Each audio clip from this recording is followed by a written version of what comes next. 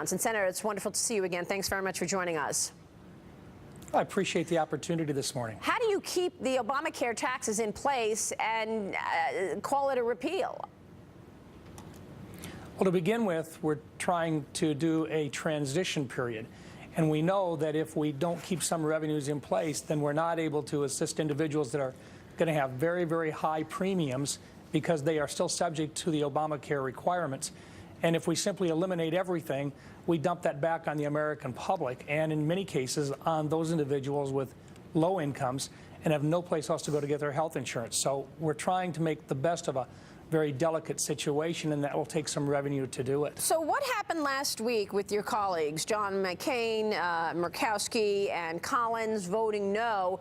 I was told by sources who know the situation in the House that basically a lot of the senators were basically saying, look, I'll vote yes only if I know that you in the House are not just going to take this and go with it. We have to go to conference. Why were they wanting to go to conference committee and they didn't even, they were going to vote yes, but they didn't want actually the bill to pass?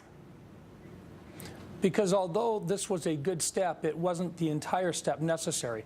We had a number of amendments that we wanted to place on the final product that we didn't have scored yet with the CBO. And this would have given us the extra time to get the scores for those amendments. That includes the Graham-Cassidy amendment, it includes the Cruz amendment, and the Portman amendment, all of which were critical to making this thing a long-term good product. We simply didn't have time to get the scoring in without going to a conference committee. And so what this was the first step. We spoke with Speaker Ryan. Speaker Ryan made it clear he agreed with us, and that he told us personally that he also thought it should go to a conference committee. We took him at his word. That's the reason why we moved it forward. It would have given us a chance to get the score from the CBO on those very important amendments, which would have made this, which was a good step, it would have made it a very good step long-term for the American public. But how much money can you throw at it? I mean, I understand in order to get Rob Portman's vote, you had to give him more money in terms of what he was looking for. I mean, can you just keep spending here? And a lot of people are wondering at this point, because we haven't seen the chamber come together on health care, if in fact you really want to see this president succeed, which is an issue that I brought up with Speaker Ryan. Listen to this. I got to get your reaction, Senator. Look at Lisa Murkowski. She voted to repeal Obamacare years ago, and then she won't even vote yes to. You're asking a House member to criticize the Senate. It's so tempting to do so. How about Rand Paul? How about your pushback within the House in terms of getting together, coming together on common goals in terms of health care? We passed our repeal and replace in the House in May.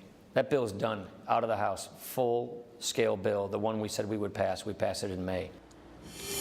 Isn't it a fair question to ask at this point, Senator, does the Senate really want this president to succeed?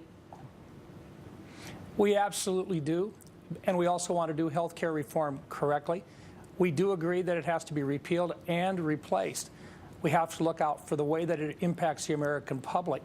If you simply repeal, you've taken away all of the guidelines and rules that were in place beforehand, and you've left the American public stuck with very, very high premiums.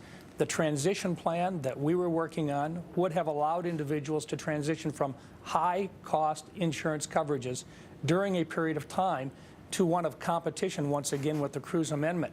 This would have reduced premiums. In fact, CBO indicated that the actual Senate plan that was scored would have reduced premiums by 30% over what they otherwise would have been by the year 2020.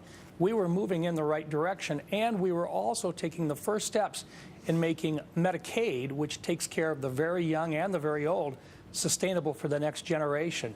This was moving in the right direction. We were simply running out of time to get the scores on the necessary amendments in order to really take effect by January 1. The challenge we've got right now is that we don't have any fix for January 1st.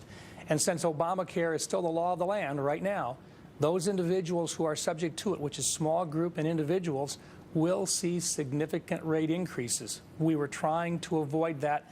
We can't stop. We've still got to do our best to try to find some remedy that'll take some of the increases in the premiums away from those folks who can least afford it. Senator, you make so many important points. We're going to be watching the developments. Thanks very much for joining us this morning. Thank you. We appreciate it.